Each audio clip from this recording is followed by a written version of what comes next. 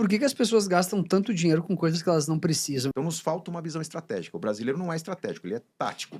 Ele funciona no curto prazo. Quando você não tem um projeto de longo prazo, vai procurar recompensa em formas mais práticas de perceber o porquê de trabalhar. Práticas culturais que quebram os brasileiros. Muita gente quebrada no Brasil, 4 em cada 5 brasileiros. O que leva a pessoa a quebrar? Será que ela não... Brasileiro, povo pobre, povo que sempre dependeu muito do governo, e não é o governo atual, nem o anterior, nem o anterior do anterior, 525 anos que é assim. Tá um povo pobre, durante a maior parte do tempo extremamente explorado, no restante do tempo explorado sem perceber, né? Explica pra nós por que as pessoas gastam tanto dinheiro com coisas que elas não precisam. Isso é uma coisa que me causa bastante curiosidade. Eu não entendo, assim, às vezes, né? Às vezes eu pergunto, por que tu comprou isso, né? Eu sou uma pessoa pouco consumista. Eu gasto realmente, não sou consumista. Então, de coisas assim, não é uma coisa que cada um tem as suas, né? Suas coisas. Seus caprichos. Seus caprichos, digamos assim. Sim. Mas por que as pessoas gastam tanto dinheiro com coisas que elas não precisam? Bom, vamos lá. Você é gaúcho, como eu. De que cidade? Não, Lacinho Lajeado, mas eu sou de Lajeado. Porto Ah, Alegre. então lá no Alto da Serra, né? Então a questão é, a influência europeia muda bastante o comportamento. Falar de você ser ou não consumista tem a ver com o que importa para as pessoas que estão em volta de você. Muito do Porra! churrasco, cara. Não, a Pô, gente muito gosta obrigado. muito. E aqui Não, vai tem a cara. Legal, Não, sim, não, sim. tem mesmo, não é? Dependendo do governo.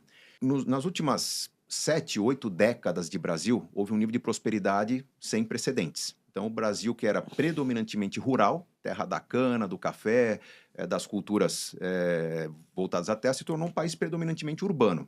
Talvez seja pecado falar isso, porque o que carrega o Brasil nas costas é o agronegócio, mas cresceram muito as cidades. E nesse crescimento, a gente não tem a referência do que é conforto, do que é qualidade de vida, o que falta para a nossa vida. Então, os pais normalmente deixam bem claro para os filhos o que está faltando. O que está faltando? Para uma geração faltou casa. Quando você criou o financiamento, já não faltava a casa, mas faltava o carro. Então, a cada geração, existem símbolos de riqueza que vão se traduzir em status que, quando você adquire, você está provando para a família que você deu certo. Então, o jovem começou a fazer um trabalho lá que é o pequeno aprendiz, lá, o jovem aprendiz, né? Então, ele ganha metade do salário mínimo. Mas ele já pode comprar um telefone celular, se ele chegar com o celular em casa, vai ter um monte de tapinha nas costas, pô, filhão, tá dando certo, não sei o quê. E vai ser assim quando ele ganhar o primeiro salário completo dele, que ele vai comprar um tênis bacana, uma roupa um pouco melhor. E quando ele começar a ganhar um salário um pouco mais robusto, ele quer financiar um carro, mesmo que usado. Então, o que a gente compra é uma prova de que nós demos certo.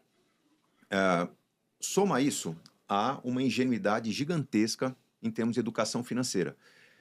Não quero vender meu peixe e falar que tem que ter educação financeira na escola, até porque já tem educação financeira nas escolas, só que a gente está numa transição, que quem ensina não teve quando era criança, os professores não tiveram educação financeira.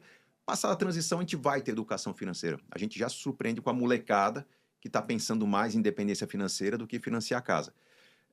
Mas educação financeira ainda é incipiente.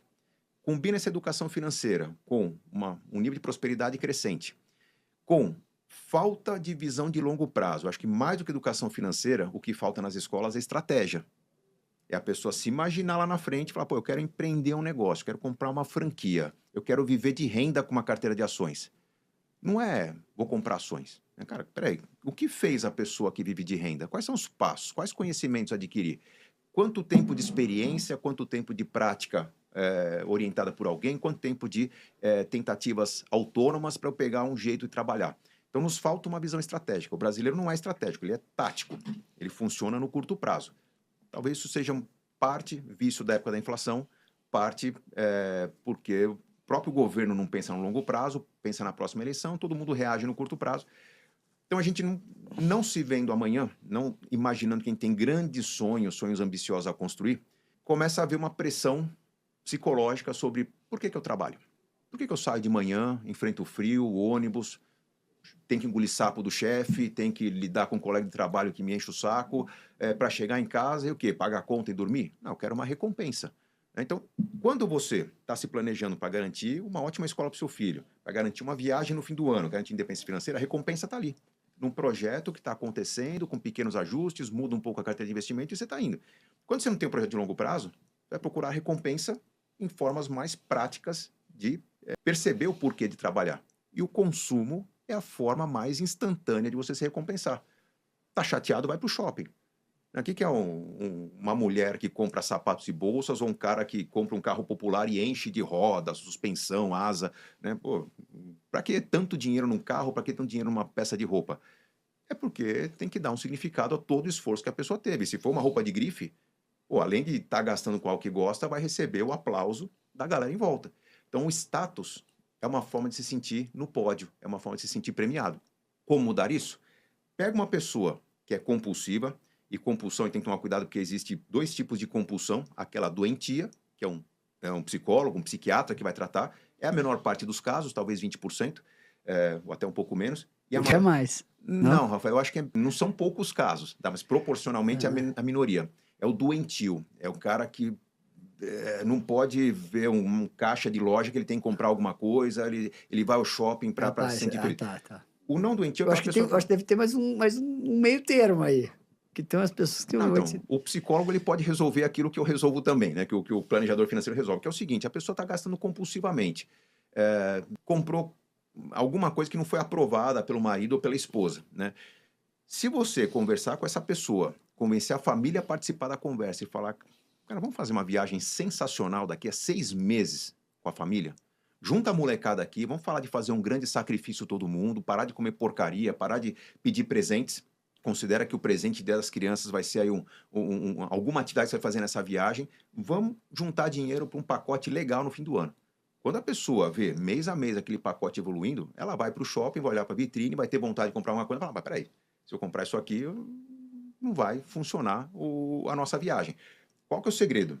O projeto a ser construído tem que ser desejado por todos. Se a molecada quer aquela viagem, pô, vamos para um parque legal. O pessoal fala Disney, vamos Beto Carreiro, vamos para um beach park. No Brasil tem coisas sensacionais também. Mas se a criançada quer, se pedir para economizar, você vai ver luzes apagadas na casa o tempo todo. Não, está economizando, deixou de comer porcaria. Porque elas querem. Se não quiserem, aí você vai ver uma resistência muito grande ao processo de dar as mãos e tentar realizar um plano. Então nos falta isso. O vamos fazer algo que só aconteça daqui a alguns meses. Porque a gente está lidando com um curto prazo. Quer um outro exemplo legal?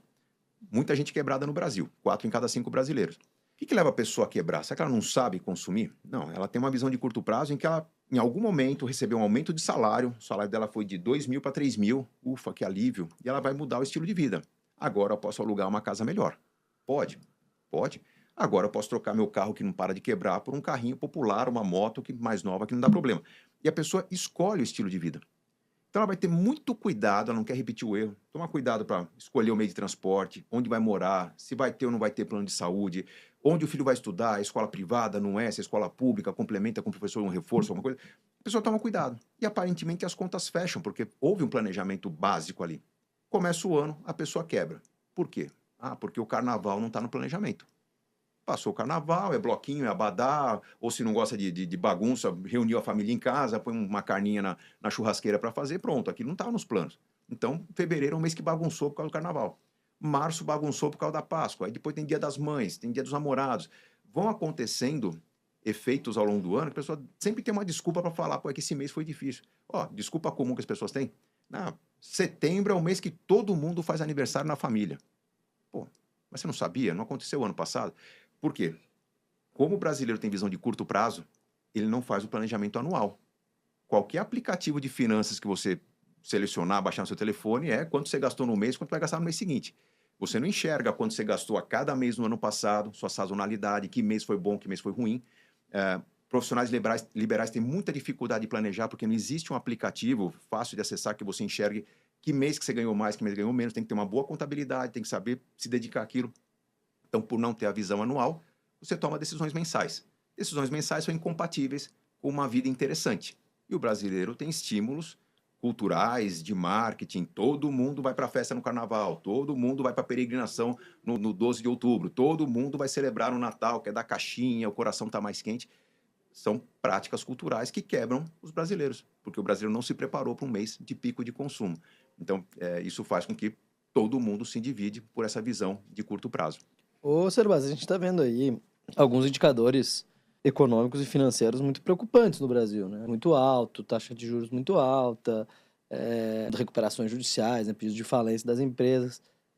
Tu olha para esse cenário e vê um futuro com otimismo assim para o Brasil? Como é que tu vê a economia do Brasil assim? Porque a gente também vê em diversos momentos, puto, o dólar sobe a 6,10, é todo mundo na internet falando, comprem dólar, né? Aquela coisa, porque agora vai tudo pro beleléu, comprem dólar no 6,10, aí depois volta para 5,70, né? Então a gente vê muito essa coisa, a fé no Brasil, ela tem meio, parece um negócio meio cíclico, né? Como é que tu vê desse momento, assim, e o que tu vê para frente no Brasil? Tomar cuidado com comprar dólar também no cenário que a gente está vivendo lá fora, né? Então, bom, o Brasil sempre foi, sempre vai ser o país do futuro, né? Porque a gente depende menos de outros países para tocar o nosso negócio. Todo mundo fala, nossa, mas o governo de esquerda, nós vamos virar uma Venezuela. Pô, a Venezuela depende só do petróleo. Tudo bem que é o maior produtor do mundo, mas só depende do petróleo. O Brasil tem minério, tem agronegócio, tem indústria, tem turismo, ineficiência em todos os setores, mas o Brasil ele é muito mais complexo do que países que sucumbiram a governos, sucumbiram a crises políticas. Então, nós somos potencialmente muito fortes. É um país ainda pouco desenvolvido, potencialmente tem muito a desenvolver para o interior, né? O que é o Centro-Oeste hoje, o que era 20 anos atrás, você vê a curva de evolução é impressionante. E você viaja para as boas cidades do Centro-Oeste, é bom viver aqui? Não. Falta uma academia, um personal, falta farmácias mais completas, falta turismo, falta teatro, falta cinema, falta um monte de coisa. Então, quando você fala que falta, aquilo não é um problema, aquilo é uma oportunidade, né? Então, o Brasil, ele ainda tem muito a ser desenvolvido. Eu acho que a gente está falando menos do que deveria sobre o que deve ser feito, a gente está lamentando muito o que foi feito de errado. Tem muito come quieto chegando, né? O quanto que chineses já estão participando do Brasil, seja vendendo automóvel, seja montando as indústrias de celulose, seja dominando o agronegócio, então estão chegando. Não é porque eles são agressivos, estão avançando, é porque a gente está muito parado, a gente está com a guarda baixa, a gente não sabe explorar o que a gente tem. Então, considere que potencial é gigante. Considere que nós somos incapazes até de entrar em conflito. Estou pondo como algo negativo, porque parece que é uma qualidade. O Brasil não entra em guerra. A gente não consegue se meter em guerra, né? A gente não tem nem estrutura militar para mexer no quintal do outro. Deixa a gente cuidar do nosso aqui, que tá bom. Então, consegue nem cuidar das nossas fronteiras, né? Até que eu acho que faz um bom trabalho, né? Quando você vai para a Amazônia ali, você vê que os militares eles são ativos na fronteira, né? Mas a gente depende de parceria se houver realmente o interesse de invadir o Brasil, né? Acho que a gente não é totalmente autossuficiente. A questão é que esse Brasil, que não participa de guerras, quando começa conflito China, Estados Unidos, Europa se isolando, as loucuras do Trump, a gente não vai deixar de ser provedor de frango, de ovos, de carne, de minério do mundo. O mundo depende de pouquíssimos países, Brasil, China, Rússia, dependendo do minério, alguma coisa mais específica, um país ou outro, mas o que nós temos, o mundo precisa e não tem. Então, para a gente não desmoronar, basta dar um olhar mais atento a isso.